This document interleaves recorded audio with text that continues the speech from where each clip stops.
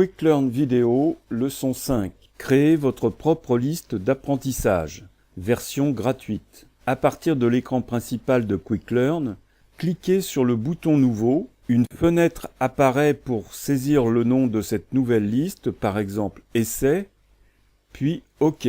Un message s'affiche indiquant qu'il faut créer des colonnes, ce que nous allons faire de suite. Je vais donc cliquer sur le bouton Nouveau et je donne un nom à ma première colonne, par exemple Question.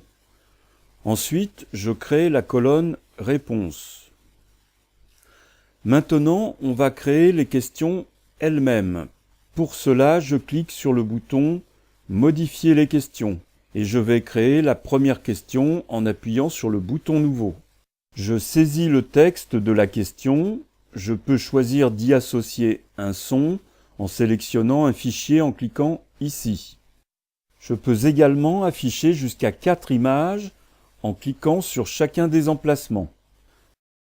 Maintenant, je rentre la réponse. Je peux également y associer un son. Par contre, l'image ne sera pas visible en mode réponse.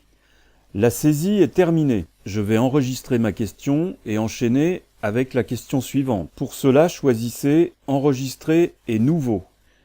Continuez à saisir les questions et les réponses comme précédemment. À noter que vous pouvez utiliser le bouton Dupliquer pour copier une entrée. Dans le cas d'entrée synonyme, il est pratique de copier à la fois l'image et le son sans recharger les fichiers. Une fois rendu à la fin de votre liste de questions, cliquez Enregistrer et fermer. On revient alors sur l'écran de la liste de questions. Ici, vous pouvez réorganiser l'ordre des questions en utilisant les petites flèches.